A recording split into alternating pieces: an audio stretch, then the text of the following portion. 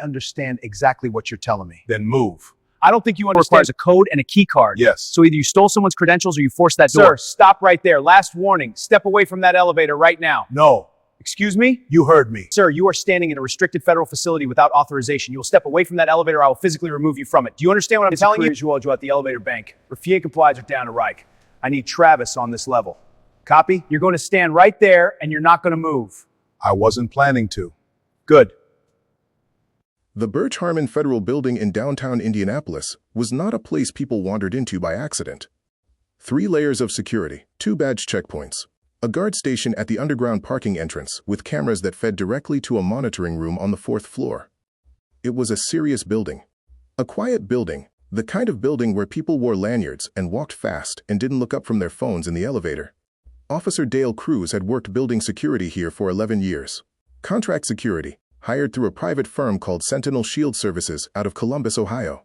He was good at his job, or at least he believed he was. He was tall, broad-shouldered, and had a voice that carried.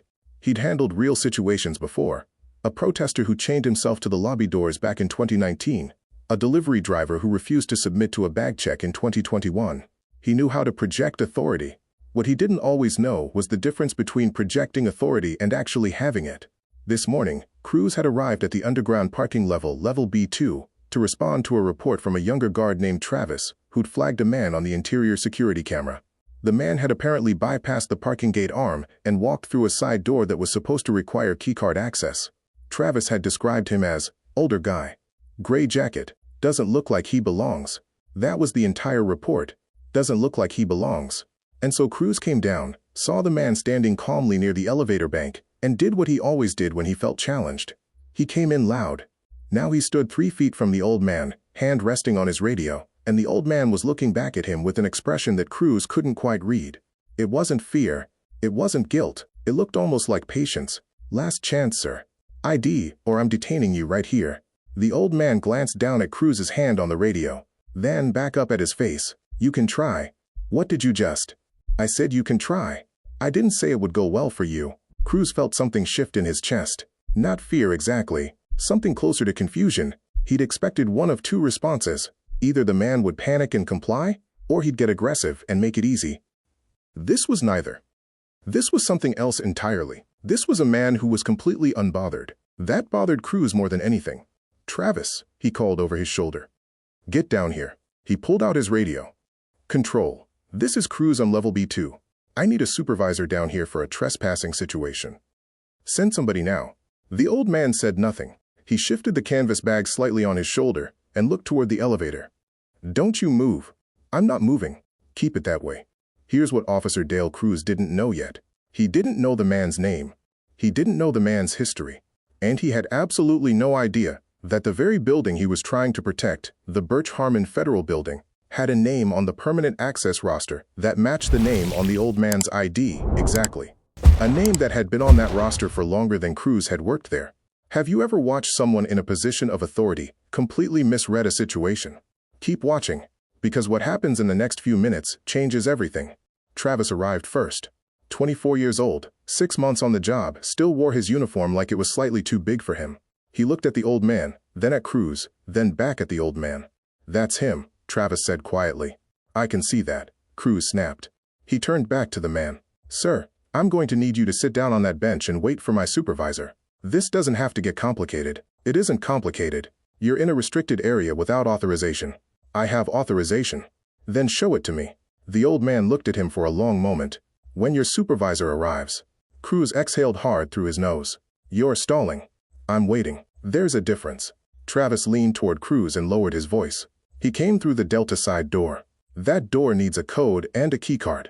How did he even get through it? Cruz looked at the man. Good question. How did you get through that door? I have a key. Nobody just has a key to that door. I do. That's not possible. And yet, Cruz stepped even closer now. His voice dropped, which somehow made it more threatening. I'm going to give you one final opportunity to explain yourself before I physically detain you, and we sort this out in a very different way. Who are you? And what are you doing in this building? The old man looked at him with the same calm expression he'd worn since the beginning. I'm the reason this building has that door. Silence. Travis blinked. What does that mean? The old man didn't answer. He looked at his watch. A plain, old-fashioned watch with a leather strap, the kind men wore when watches were built to last, and said simply, "Your supervisor is late." Marcus Webb had been head of security at the Birch Harmon building for 6 years. He was a retired Indianapolis Metro Police Sergeant, 58 years old, steady, and professional in a way that crews sometimes found quietly irritating. Webb didn't rush. Webb didn't raise his voice. Webb assessed. He came off the elevator, took one look at the scene. Cruz tense and red-faced, Travis uncertain, the old man standing calmly with a canvas bag, and something in Webb's posture immediately changed. It was subtle, but it was there. His eyes landed on the old man's face and stayed. "Officer Cruz," Webb said carefully, "what is the situation here?" "Unauthorized individual on level B2, sir. Came through the Delta side door. Claims he has access, but has refused to show ID. I've requested detainment." "What's his name?" "He won't give it." Webb looked at the old man directly. Not the way Cruz had looked at him, not as a threat to be managed, but with something that looked almost like recognition, trying to organize itself in his memory. "Sir," Webb said quietly, "can I ask your name?" The old man reached into the inside pocket of his gray jacket, slowly, deliberately, the way a man moves when he's been in enough tense situations to know that slow and deliberate keeps people calm, and produced a credentials wallet. He held it out to Webb. Webb took it. I opened it. He looked at it for 4 full seconds. Then he looked up at the old man. Then he looked back down at the credentials. "Cruz," he said. And his voice was very different now. Very quiet. "Step back, sir. The individual has not yet." "Step back, Dale. Right now." Cruz stepped back. He looked at Travis. Travis looked at the floor. Webb handed the credentials back to the old man with both hands, the way you return something valuable. "I apologize for the confusion, sir. And for the delay." The old man took his credentials back and returned them to his jacket. "No need. Can I ask, do you need anything this morning? Is there something I can direct you to? I know where I'm going." "Of course." Webb turned to the elevator and pressed the button himself. The doors opened immediately. The old man walked toward it. "Cruz," Webb said, still facing the elevator, "don't go anywhere." The doors closed. Officer Dale Cruz stood on level B2 of the Birch Harmon Federal Building in Indianapolis, Indiana, and for the first time in 11 years, he felt genuinely uncertain about what had just happened. He didn't know yet. But he was about to find out. If you believe that real authority never needs to announce itself, that it simply exists, then this channel was made for you. Consider subscribing to Quiet Authority. Stories like this one, every week. Marcus Webb sat across from Dale Cruz at the metal desk in the basement security office. The monitors behind him cycled through camera feeds, parking, lobby, hallways, stairwells. Travis had been sent upstairs. It was just the two of them. Webb placed a single printed sheet of paper on the desk between them. He didn't say anything. He just let Cruz read it. Cruz picked it up. It was a permanent building access authorization form, the kind issued by the General Services Administration, the federal agency that manages federal buildings across the United States. These forms were rare. Most people, even senior federal employees, had standard keycard access that could be revoked or modified. A permanent authorization form was different. It was issued once. It was tied to a specific individual by name and federal identification number, and it did not expire. At the top of the form was the name, Walter G. Harmon. Cruz looked up. "Harmon," he said slowly. As in the building," Webb said. "Yes." Cruz set the paper down. "The building is named after him?" "Not after him." Webb folded his hands on the desk. "He's the reason the building exists." Walter G. Harmon was the federal judge who ruled on the landmark Consolidated Federal Properties case back in 1987. The ruling that allowed the federal government to acquire this entire city block in Indianapolis. Before that ruling, this land was privately held and tied up in litigation that had been going on for 9 years. His decision broke the deadlock. The government built this facility because of that ruling. When it opened in 1991, they named it partly in his honor. Cruz stared at the desk. He was a federal judge. He was United States District Court, Southern District of Indiana, appointed by President Reagan. He served for 21 years. He retired in 2008. So he's not active. No. But his permanent access authorization was written into the building's founding documents and has never been rescinded. He helped design the security protocols for this facility, including, Webb paused, the Delta side door. Silence. "That's his door," Cruz said quietly. "In a sense, yes." Cruz rubbed the back of his neck. He was starting to understand the full shape of what had happened, and it was not a comfortable shape. Why was he here? That's not our concern. I threatened to detain him. I know.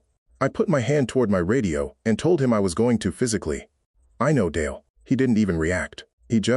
Cruz shook his head slowly. He just stood there. Men like Walter Harmon, Webb said carefully, have generally been in more serious situations than being yelled at in a parking garage.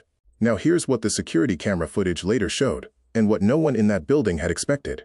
Building Management Office, Indianapolis, Indiana, 10:30 a.m. The building manager, a woman named Carol Driscoll, had worked in federal building administration for 30 years. She'd seen a lot, but when the call came in from Marcus Webb, requesting a review of the Level B2 camera footage from that morning, and when she watched it, all of it, from beginning to end, she called her supervisor in Chicago immediately. Because what the cameras had captured was not simply a misunderstanding. What they captured was 11 minutes of a private security officer repeatedly threatening, blocking, and attempting to detain a man who had more legal authority to be in that building than the security company itself. Cruz had pointed his finger within 6 inches of the man's face twice. He had used the word detain 4 times. He had physically positioned himself between Judge Harmon and the elevator on 3 separate occasions, technically constituting unlawful obstruction of a person with federally recognized access rights. None of this was screaming. None of it was cartoon villainy. It was the quieter kind of wrong, the kind that comes from a man who has confused loudness with power for so long that he's stopped questioning it entirely. Carol Driscoll forwarded the footage to the Sentinel Shield Services Regional Office in Columbus at 11 a.m. She also forwarded it to the GSA Regional Administrator in Chicago. And then, because she believed in doing things properly, she forwarded a summary report to the U.S. Attorney's Office for the Southern District of Indiana. Not because she wanted to destroy a man's career, because federal access violations, even unintentional ones, had a paper trail, and that paper trail had a legal requirement to be reported. Here's a question for you in the comments. Have you ever been dismissed or underestimated because of how you looked or how you dressed? Drop your story below. You might be surprised how many people have been there. Sentinel Shield Services Regional Office, Columbus, Ohio. 2:15 p.m. Dale Cruz was still on duty when his supervisor, Regional Manager Phil Adcox, called him to his personal cell. Phil Adcox was not a warm man. He was a former corporate liability manager who had moved into private security because the margins were better. He understood 2 things very clearly: contracts and exposure. When a situation threatened either of those things, he moved fast. Cruz, tell me exactly what happened this morning. Everything. Don't leave anything out, Cruz told him. All of it. He didn't minimize it, because he didn't realize yet how serious it was. He still half believed he'd been doing his job. There was a long silence on the line when he finished. Dale, Adcox said quietly, do you know who Walter Harmon is? I know now. Let me tell you what I know. I know that we have a contract to provide security services for the Birch Harmon Federal Building in Indianapolis. I know that contract is worth $2.3 million annually. I know that the contract comes up for renewal in 4 months. And I know that as of approximately 45 minutes ago, I received a call from the GSA Regional Office in Chicago telling me that one of my officers spent 11 minutes harassing a retired federal judge in the parking garage of a building that is named, in part, after that same judge. Silence. Phil. Don't. I didn't know who he was. That is not a defense, Dale. That is the problem.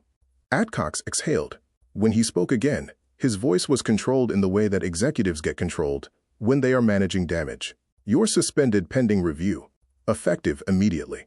Turn in your badge and your radio to Webb before you leave the building today. Do not speak to anyone about this incident. Not the press, not your coworkers, not anyone. Our legal team will be in contact. Phil, come on. I was doing my job. Your job is to protect that building and the people authorized to be in it.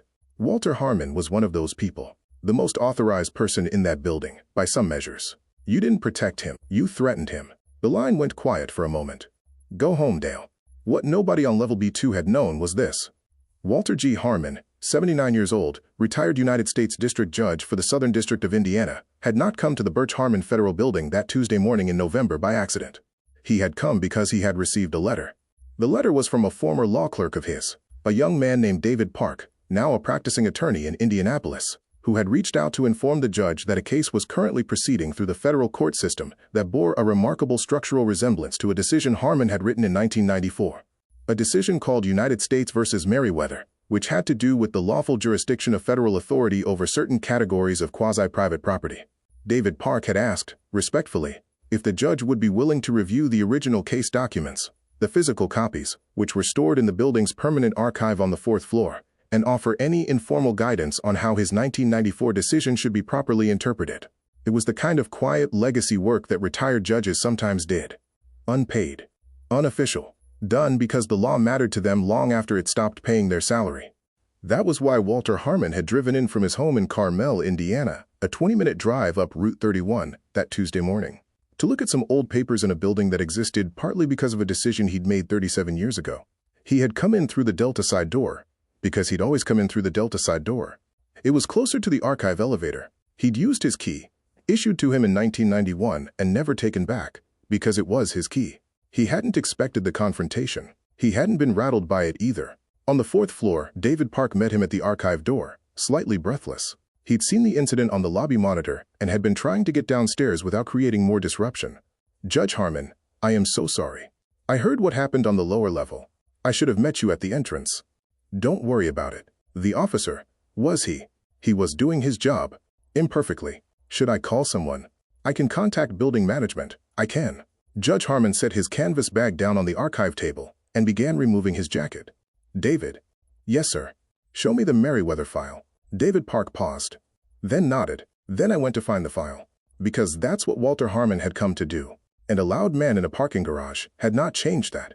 3 weeks later, Sentinel Shield Services Formal Review Board, Columbus, Ohio. The review board met on a Tuesday in November, in a conference room on the 7th floor of a glass office building off Broad Street in Columbus. Present were Phil Adcox, Sentinel Shield's regional manager, a woman named Karen Stroud from Sentinel Shield's legal department, a representative from the GSA's building management office in Chicago named Robert Carver, and Marcus Webb, who had driven up from Indianapolis. Dale Cruz was not in the room. He was in the waiting area outside with his union representative, a retired police sergeant from Cincinnati named Lou Fitch, who had spent the drive up telling Cruz honestly that the situation was serious. The board reviewed the body cam footage. Cruz's camera had been rolling, as well as the fixed security camera footage from Level B2. They reviewed the original access authorization form for Walter G. Harmon, which was dated October 3, 1991, and bore the signatures of the building's founding administrator and the GSA regional director at the time. They reviewed Cruz's 11-year employment record with Sentinel Shield. 3 commendations. 1 prior complaint. A delivery driver in 2021 who had alleged Cruz had been unnecessarily aggressive during a routine inspection. That complaint had been dismissed at the time. Karen Stroud from legal noted that they faced potential exposure on 3 grounds: unlawful obstruction of federally authorized access, hostile conduct toward a protected federal officer emeritus, and breach of contract standards specified in their GSA service agreement. Robert Carver from the GSA noted that the federal government did not intend to pursue formal legal action. The incident had not risen to the level where prosecution was warranted, and Judge Harmon himself had declined to file any formal complaint. Carver noted this last point with a tone that made clear it was an act of the judge's grace, not a reflection of the legal merits. The GSA, however, was formally requesting that Sentinel Shield implement updated staff education protocols regarding the identification and treatment of personnel with permanent building access authorizations. They were also requesting written confirmation that Officer Cruz would not return to duty at the Birch Harmon building. That part was not a request. That part was a contract condition. Phil Adcox accepted all terms.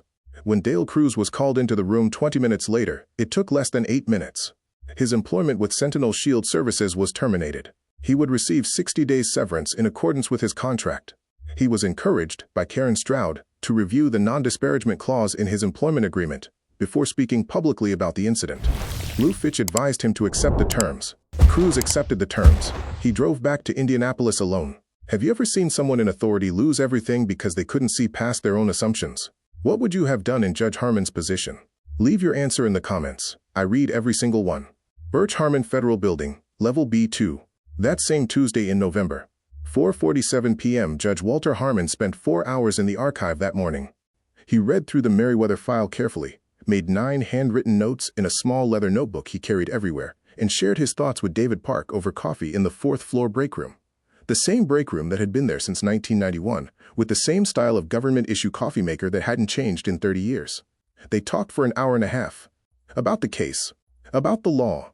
About how language written in 1994 could still be doing work in 2024, which was either a sign of good drafting or evidence that some problems never entirely go away. Probably both. At 4:30, Walter Harmon put on his gray jacket, picked up his canvas bag, thanked David Park, and took the archive elevator back down to Level B2. He walked across the parking garage floor. The fluorescent lights still flickered. They'd been flickering since at least 2003, in his memory. He reached the Delta side door, pressed his key into the lock. Same key, same lock, same door that had been there for 33 years, and pushed it open. He stood for just a moment in the doorway, where the cool November air came in from the Indianapolis street outside. He didn't look back.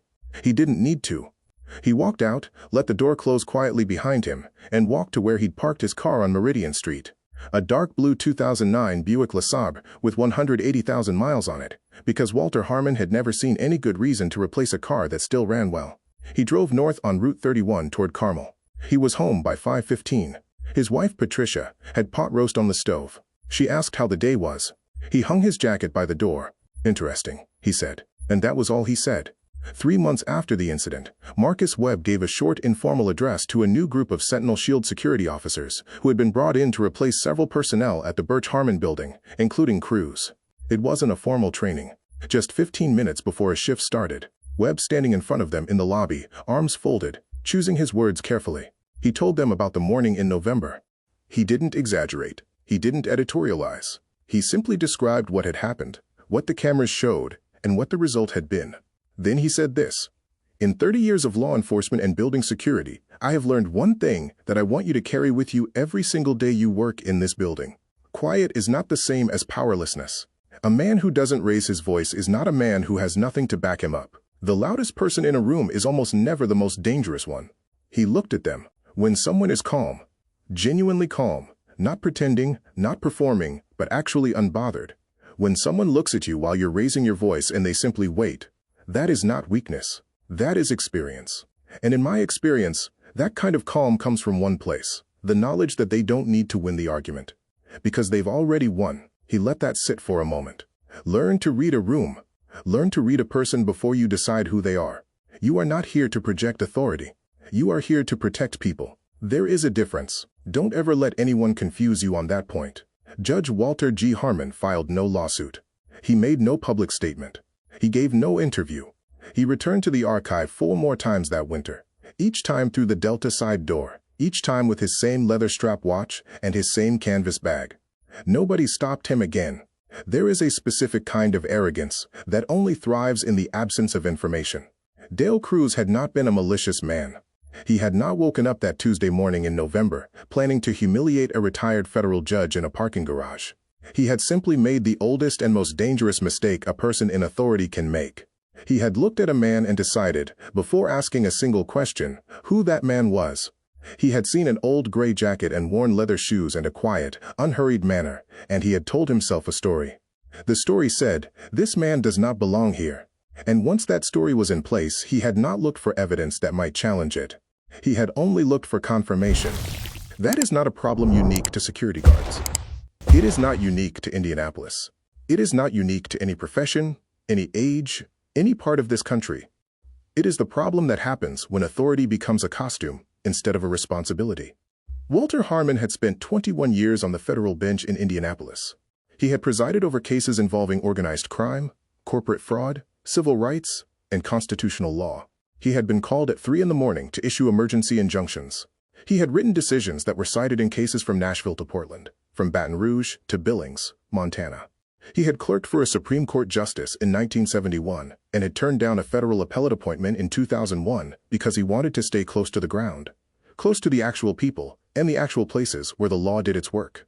He had seen things in courtrooms that would have made a younger man flinch. He was not going to flinch in a parking garage. And he hadn't. He had simply waited. Because men who have spent a lifetime doing difficult things correctly, quietly, and without recognition, develop a very particular relationship with patience. They know that the truth does not need to be fought for in the moment. It does not need to be shouted or proven or defended loudly in a parking garage. It simply needs to be waited for. And it will arrive. It always arrives. Real authority never announces itself. It doesn't need to. It simply exists, steady, quiet, and certain, until the moment the room catches up to what it should have already known. And at that moment, it doesn't celebrate. It simply continues. As it always has. As it always will. If this story moves something in you, if you believe that dignity is not determined by the volume of a man's voice or the cost of his jacket, then quiet authority was made for you. Subscribe, share this with someone who needs to hear it, and leave a comment below. We want to know, have you ever been underestimated because of how you looked? Have you ever watched someone abuse a position of authority and paid a price for it later? This is a community built on one simple belief: that the quietest person in the room is often the most powerful. Before you go, I need to tell you about Roy Eldon, 71 years old, retired civil engineer, 42 years reading soil, drainage maps, and foundation data for the city of Baton Rouge, Louisiana. He walked into a city planning meeting, raised his hand, and told them quietly, "The Riverside Development Project is going to fail. Not might fail. Will fail." They smiled at each other across the table. Someone coughed to cover a laugh. The project director thanked him, the way you thank someone before you ignore them, and moved to the next agenda item. Roy went home, wrote everything down, mailed a letter to the city engineer's office on St. Ferdinand Street. Certified mail. Return receipt. They filed it. They never called him back. 14 weeks later, something happened on that job site that shut down a major Baton Rouge corridor for nearly a year. And the first thing investigators did when they opened the inquiry, they found Roy's letter. Every word of it, dated 14 weeks earlier. Exactly right. What happened on that site? What was in that letter? And what did Roy say when they finally called him?